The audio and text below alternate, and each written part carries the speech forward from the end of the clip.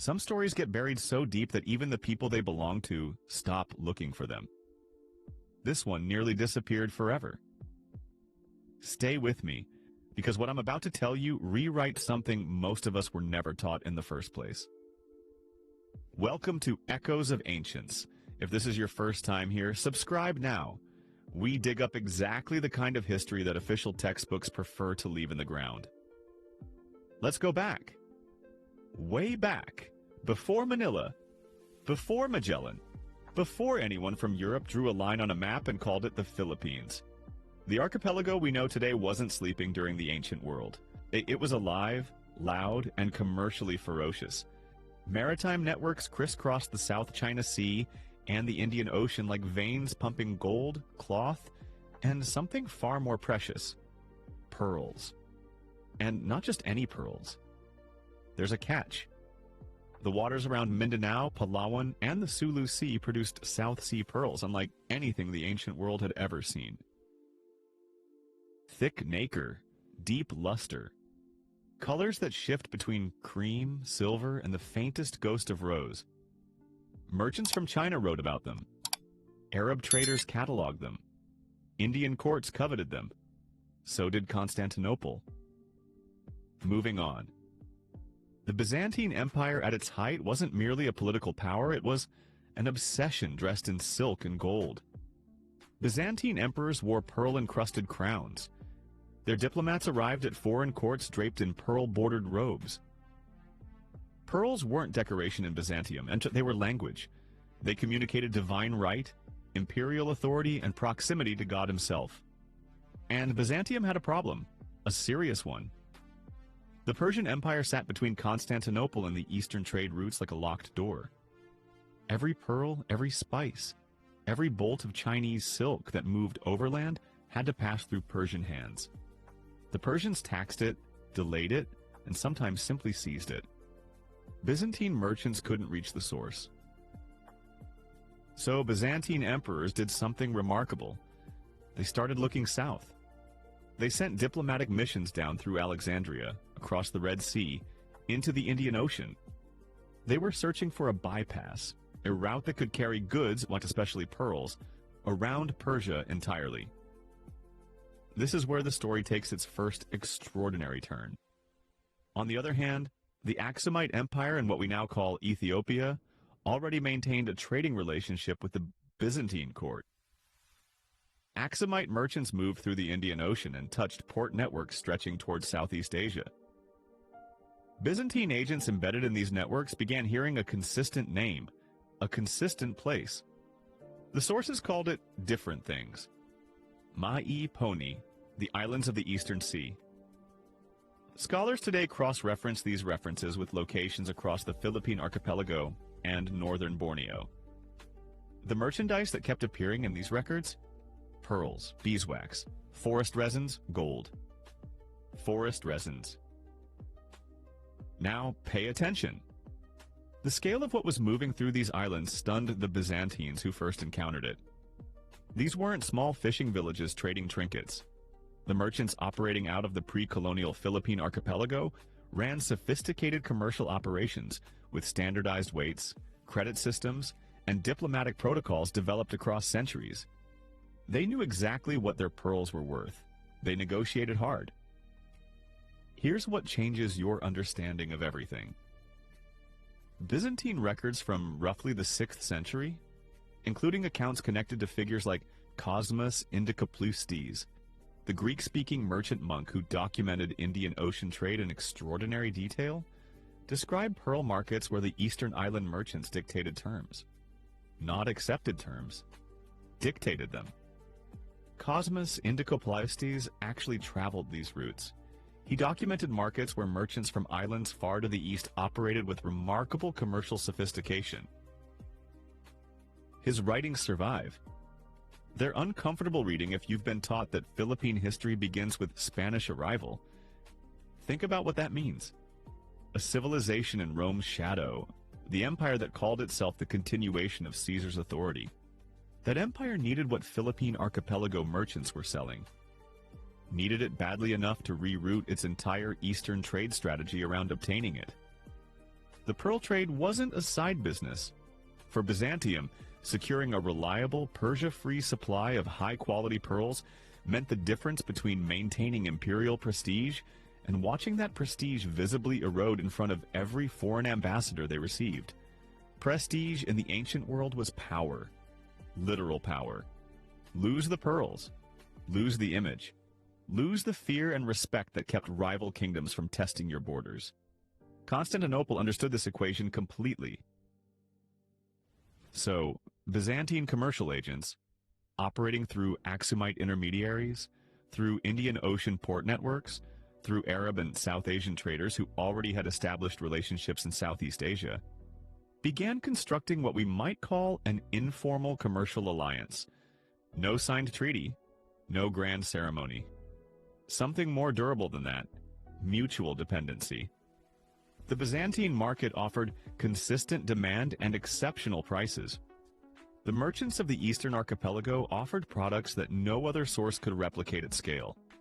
South Sea pearls from these waters didn't just look different from Persian Gulf pearls, they were different. Larger, more lustrous, structurally superior. Once Byzantine jewelers worked with them, going back was unthinkable. Something was building. Something that would force Constantinople to make a move that no emperor wanted to admit to. And that's precisely why the record of it became so difficult to trace.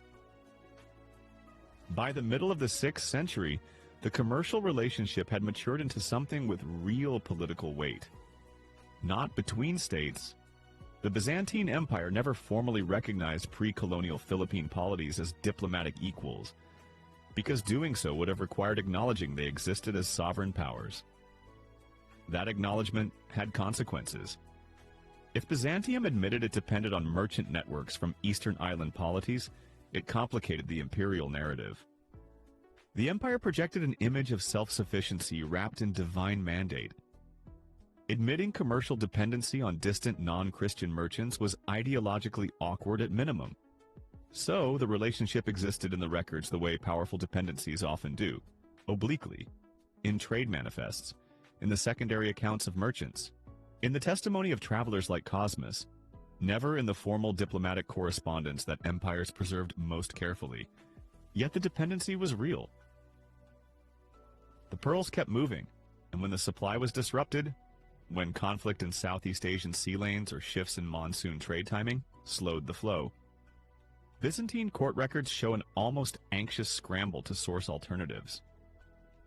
None satisfied, the quality gap was visible, embarrassingly visible. Foreign dignitaries noticed that when a Byzantine emperor received an ambassador wearing Persian Gulf pearls as a substitute, the difference registered immediately to anyone who knew what South Sea pearls looked like. The court lost face. Quietly. Irreversibly. This created pressure.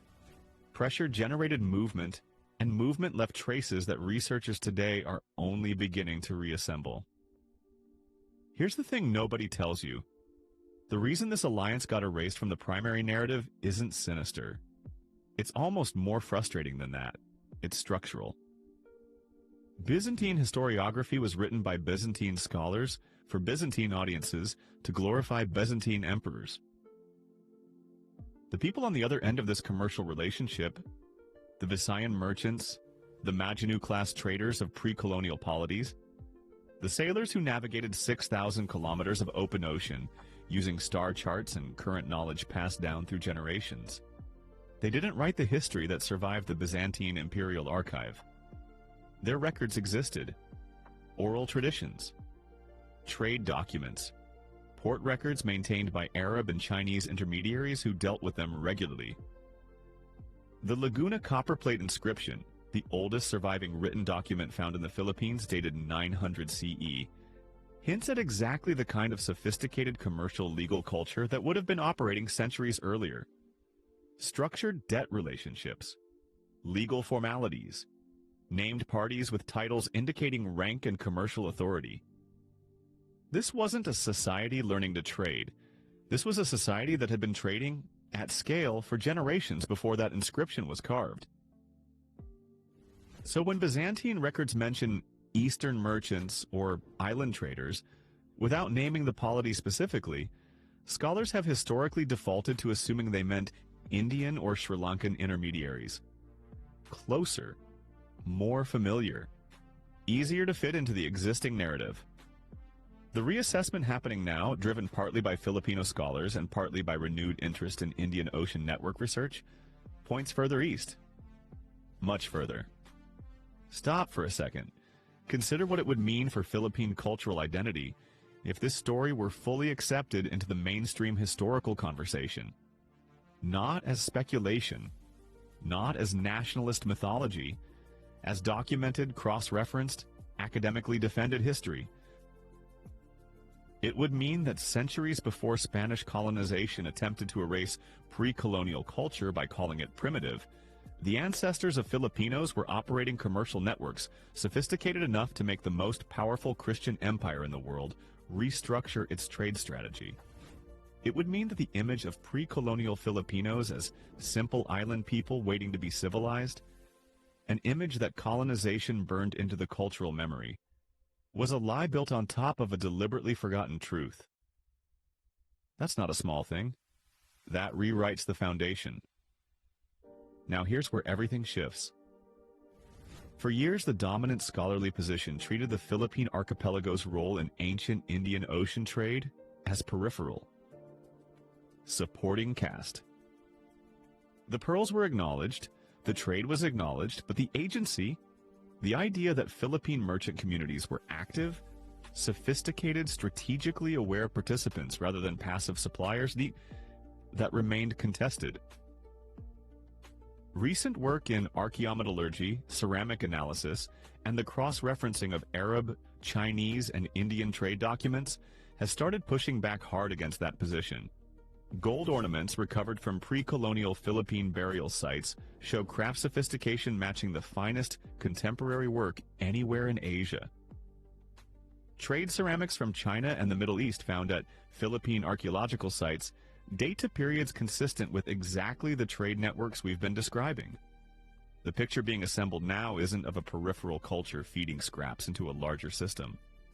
The picture is of a hub, a sophisticated, strategically located commercial hub that multiple empires, including one that called itself the Heir of Rome, built relationships with, competed over, and ultimately failed to fully document, because doing so would have required admitting how much they needed what it offered. The Byzantine Empire didn't erase this alliance out of malice. It erased it the same way all empires erase inconvenient dependencies, by simply never writing them down in the documents they chose to preserve. The pearls survived. The ships didn't. The trade survived in the artifacts of every culture that received what these islands produced. Incidentally, the merchants themselves survived in something even more permanent, in us. In the people whose ancestors sailed those routes, negotiated those prices, and made Constantinople desperate enough to rebuild its entire commercial strategy around what the islands of the Eastern Sea had to offer. There's a catch. The empire forgot to mention it. We don't have to.